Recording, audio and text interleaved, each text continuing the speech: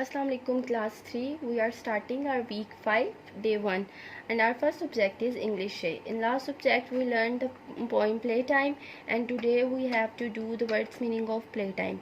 The first is you have to write ready your copy like this.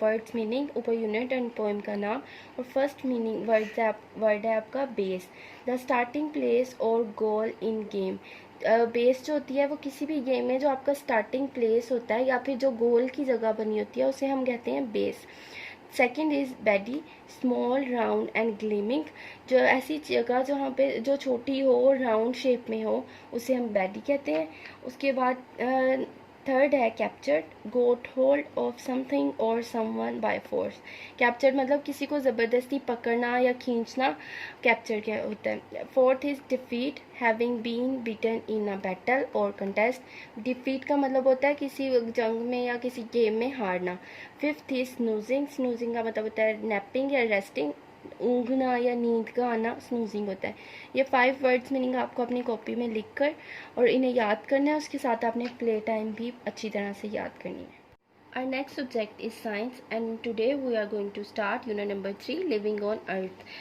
Start reading. Living things move, grow, eat or take in food, feel, breathe and reproduce. Non-living thing cannot do any of these things. हम सबको पता है कि जो living things होती हैं वो जो मूव कर सकती हैं वो होती हैं वो बढ़ती हैं खाती हैं पीती हैं और नॉन लिविंग थिंग जो है वो मूव नहीं कर सकती या सांस नहीं लेती First is topic is movement. All plants and animals move. Plants only move only a little. They do not move from place to place, but their leaves or flowers may move. अब हमारे जो all living thing है वो move करते हैं animals और plant भी plant जो हैं वो visibly आपको नज़र नहीं आता कि वो move कर रहे हैं क्योंकि वो एक जगह से दूसरी जगह नहीं जाते हैं बजाय वो एक जगह उनके जो फूल होते हैं और पत्ते होते हैं वो जब ग्रो करते हैं तो उससे हमें पता चलता है कि ये मूव कर रहे हैं यहाँ पे आपको पिक्चर में दिखाया हुआ है उन्होंने कि the sunflower turn its face toward the sun जो सनफ्लावर होता है वो जिस साइड पे सन होता है वो उसी साइड पे अपना फेस टर्न कर लेता है जिससे हमें पता चलता है कि वो मूव कर रहा है animal use their legs to move to search for food और escape from their enemies animals जो है वो हम सबको पता है अपनी लेग्स को यूज़ करके फूड अपना खाना ढूंढते हैं और जो उनके शिकार के लिए शिकारी जाते हैं उनसे भागते हैं उसके अलावा जो जानवर हैं वो भी एक दूसरे के दुश्मन होते हैं जैसे हमें पता है हिरन होता है जंगल में तो वो शेर से डरता है और वो हमेशा उससे भागता है तो ये उनकी लिविंग होने की एग्जाम्पल है जैसे यहाँ पे आपको पिक्चर्स नज़र आ रही हैं next is growth all living things grow they get bigger and they change shape as they get older अब जो लिविंग थिंग होती है वो बढ़ती भी हैं और वो इस तरह बढ़ती हैं कि वो बड़ी होती जाती हैं और अपनी शेप चेंज करते जाते हैं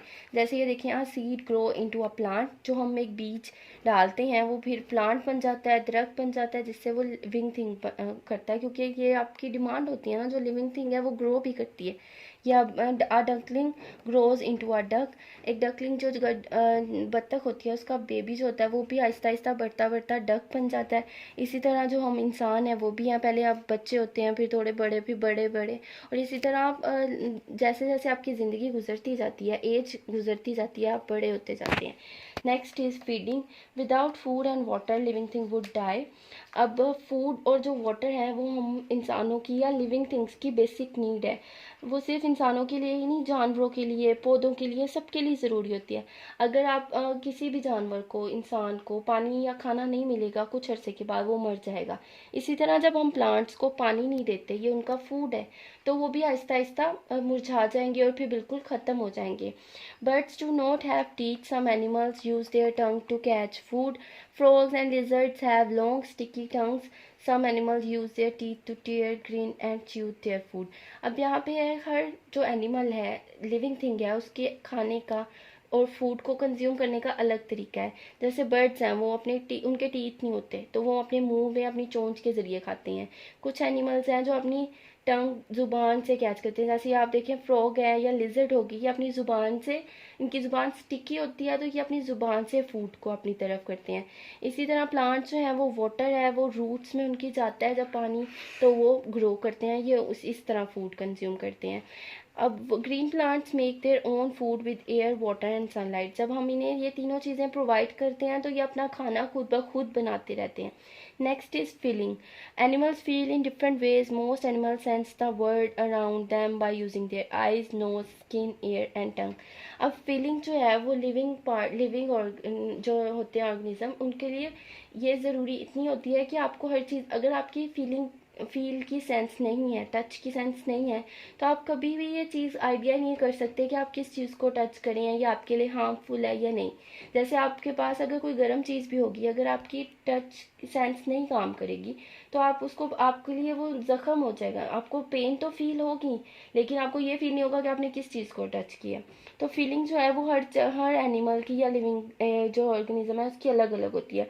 जैसे कुछ एनिमल्स जो हैं वो आँखों से, कुछ नोज से, कुछ स्किन से, कुछ एयर से, कुछ जुबान से अपने इर्द गिर्द के माहौल को फील करते हैं। Next topic is breathing. Humans and other animals have a nose. They breathe in air. यहाँ पे हम सब जो लिविंग थिंग्स हैं उनके पास नोज होता है जिसके ज़रिए वो सांस इनहेल और एक्सहेल करते हैं. Plants breathe too. They take in air through very tiny holes in their leaves called stomata.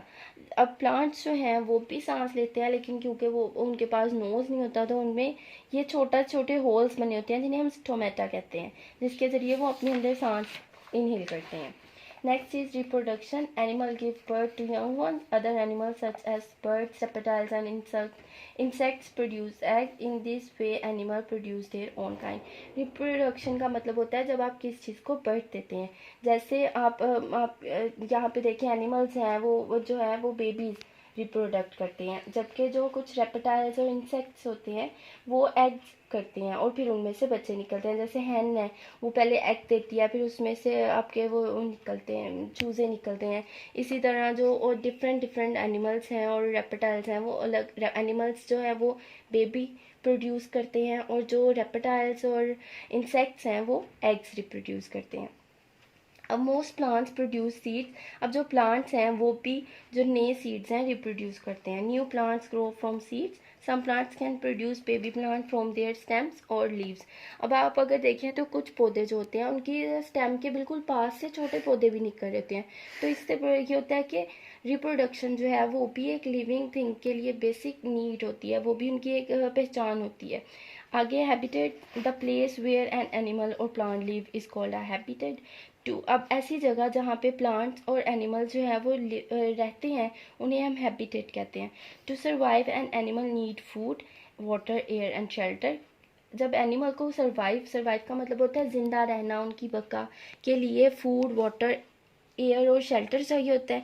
और इसी तरह जो हमारे प्लांट्स होते हैं उनको अपने लिए वो सनलाइट, एयर और वाटर की ज़रूरत होती है.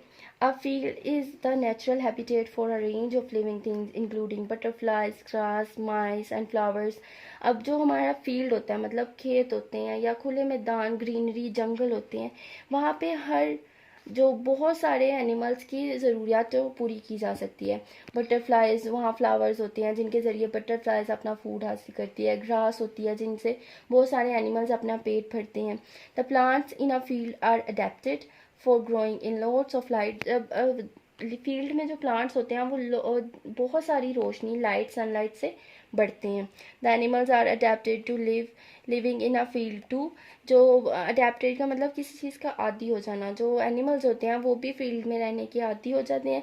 दे are small and can hide from large predators such as bird and foxes. Many of them dig burrows or living among plants. A large wild animal such as a lion would not find enough food to eat in a field. अब जो सब छोटे छोटे जो animals हैं, जैसे मैंने आपको बताया कि वहाँ सबके लिए ज़िंदा रहने की बहुत सारी चीज़ें, पानी भी होता है, खाना भी मिल जाता है एक दूसरे से. जैसे फ्लावर्स हैं वो सनलाइट से अपना फूड हासिल करती हैं और सेम उसी टाइम पे जो बटरफ्लाइज हैं वो फ्लावर्स से अपना फूड लेती हैं. तो इसी तरह जो लाइन है जो हमारा सबसे वाइल्ड जानवर कहलाया जाता है, वो अपना उसको जो है वो इनफ फूड फील्ड में नहीं मिलता. तो उसकी जो ज़रूरत है वो किस तरह. Of lines natural habitat is a much larger area that include grassland, small clumps of tree and rock. अब लाइन जो है वो इन सब चीज़ों के साथ गुजारा नहीं कर सकता, उसकी एक अलग किस्म की आदत है. यहाँ पे lion have sharp teeth and claws to help them hunt. अब लाइन जो है वो अपनी फूड की नीड जो है वो किस तरह पूरी करता है, वो दूसरे एनिमल्स को खा के करता है, क्योंकि उसके टीथ जो होते हैं वो बहुत शार्प होते हैं और उसके जो जबड़े होते हैं वो भी बहुत टाइटली जो है उनको पकड़ सकते हैं, जिससे वो दूसरे जानवरों का शिकार करता है। यहाँ पे आपको here are some of the main habitat in the world wide with some of the plants and animals that live in them। अब यहाँ पे बहुत सारे हैबिटेट ऐसी जगह बताई गई हैं जिन पे बहुत सारी रेंज में प्लांट्स और एनिमल्स रहते हैं। जैसे पोलर रीजन हैं, पोलर बियर होता है। पोलर मतलब जो बर्फ़ में भी रह लेते हैं, पानी में भी रह लेते हैं। Polar bear, penguin, wolf, seal, Arctic fox, seaweed, fish and phytoplankton. Next है डेजर्ट। नेक्स्ट है हमारे पास डेजर्ट, उसमें हमारे पास आ जाते हैं श्रब्स मतलब जो फूलों की बिल्कुल बेसिक टहनियाँ होती हैं उनको हम श्रब्स कहते हैं। Cactus, antelope, fox, bustard, lizard, snake, camels. Most of the जो हैं डेजर्ट में रेप्टाइल्स होते हैं। थर्ड इज सी, यहाँ पे coral reef, sea grass, crab, fish, lobster, turtle, whale, dolphin, mangrove. ये एनिमल्स हैं वो जो इन हैबिटेट्स में रहते हैं। River and lake, fish, otter, duck, swan, reed, lotus, dragonfly, frog.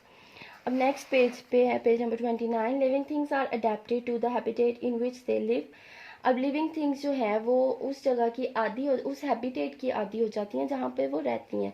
यहाँ पे एक और है forest, tall trees such as pine and firs. Second है broad leaf trees such as oaks and elms.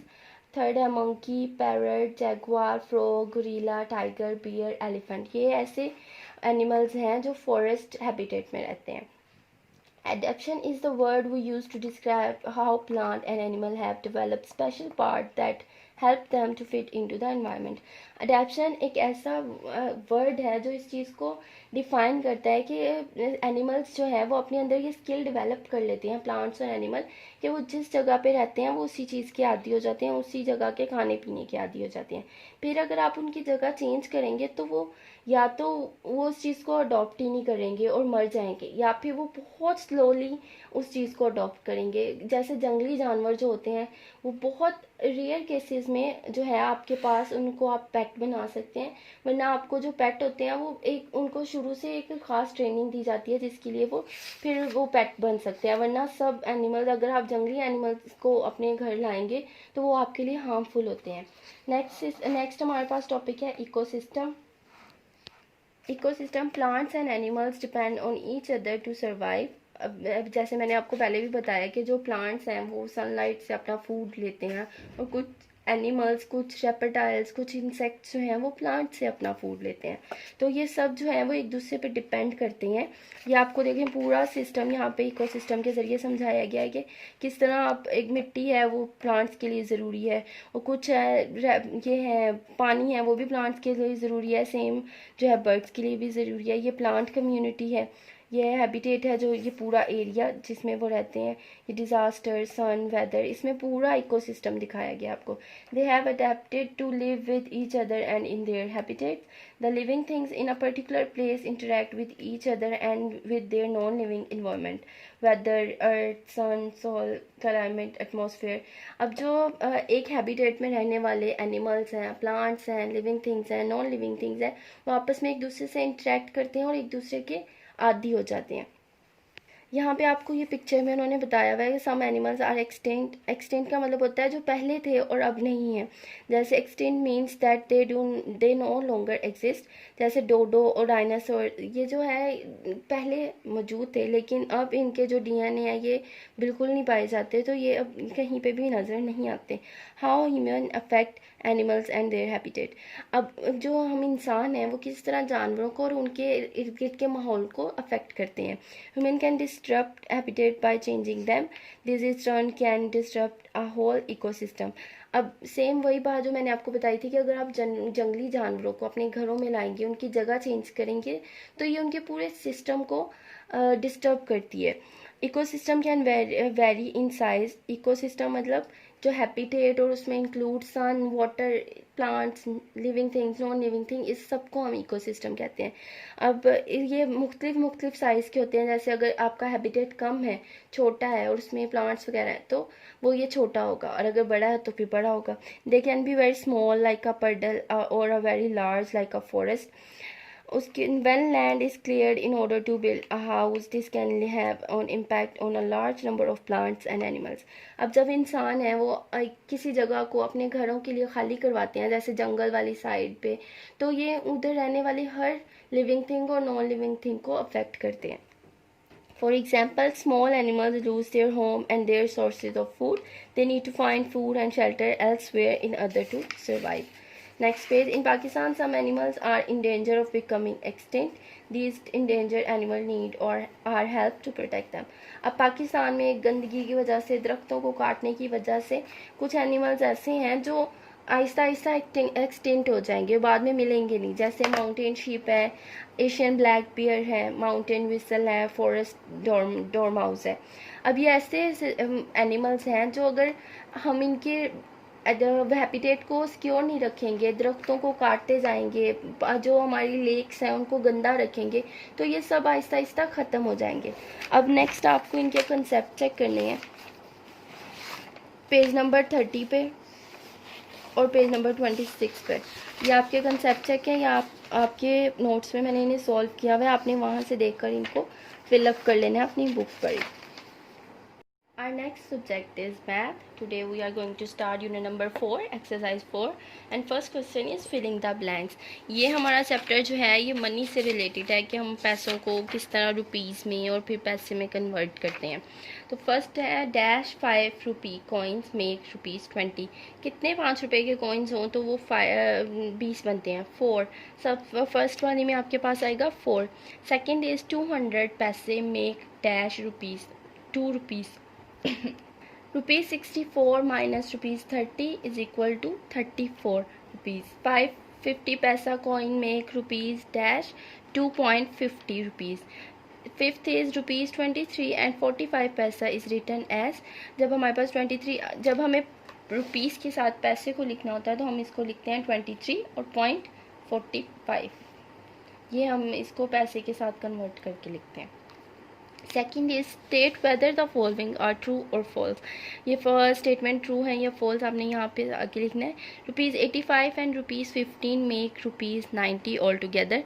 आप इन्हें प्लस करेंगे और प्लस करने के बाद ये आपको पता चलेगा कि ये 100 रुपीज़ होते हैं। ये फॉल्स स्टेटमेंट है। Next is ₹150 and 55 paisa can be return as ₹150 and 55 paisa. ये ट्रू है स्टेटमेंट। पॉइंट के बाद मैंने आपको बताया पैसेज लिखते हैं हम। So third is ₹12.55 multiply by 2। तो जब हम इसे 2 के साथ मल्टीप्लाई करेंगे तो ये डबल हो जाएगी, या डबल नहीं है, ये डबल से ज़्यादा है, तो ये फॉल्स स्टेटमेंट है। Fourth is ₹64.70 is equal 64। इसको जब हम पैसे में कन्वर्ट करेंगे तो ये ऐसे लिखी जाएगी, ये ट्रू, ये फॉल्स है। जब हम इसे पैसे में कन्वर्ट करते हैं तो इसकी स्टेटमेंट जो है ये चेंज हो जाएगी। नेक्स्ट फिफ्थ इज 2690 पैसा इज इक्वल टू 26.90 ट्रू। जब हम पैसे में उसको कन्वर्ट करेंगे तो हम इस तरह उसको लिखते हैं।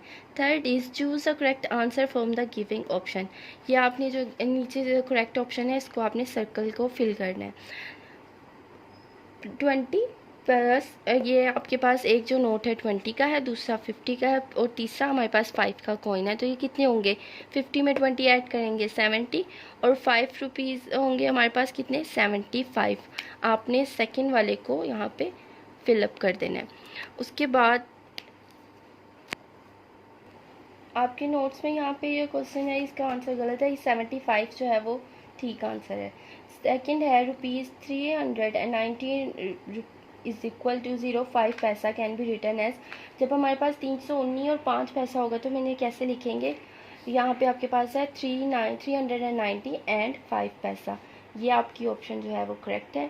Third is how many 20 rupees note make ₹500। 20 rupees के हमारे पास कितने नोट होंगे तो हमारे 500 बनते हैं। यहाँ पे आपके पास होंगे 25।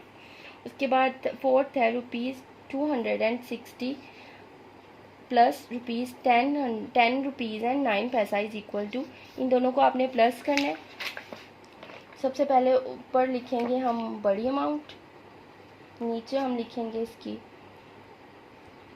छोटी 9, 0 और 10। जब हम इसे प्लस करेंगे 9 में 0, 6 में 0 ऐड के 6, 1 और 2 और 2 एज इट इज़। तो ये हमारे पास का आंसर आएगा 226 एंड 9 पैसा। ये 0 के साथ हम 9 पैसे को लिखेंगे। उसके बाद 5th इज़ ₹992 डिवाइडेड बाय 10। तो हम जब इसको 10 के साथ डिवाइड करते हैं तो हमारे पास आंसर आ जाएगा 9.20।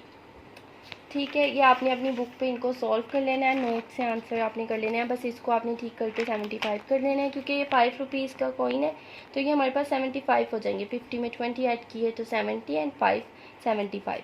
सो आपने इनको अपनी बुक पे नोट डाउन कर लेना है। हमारा अगला सबक है उर्दू अलिफ और उसमें हम पढ़े हैं नज़म कछुए। आज हमने इसके क्वेश्चन आंसर करने हैं। आपने इस तरह अपनी कॉपी को रेडी कर लेना है और फिर क्वेश्चन आंसर लिखने स्टार्ट करने हैं। सबसे फर्स्ट है कछुआ कैसे चलता है और इसके ऊपर किस चीज़ का खोल होता है। कछुआ धीरे धीरे चलता है और इसके ऊपर हड्डी का खोल होता है।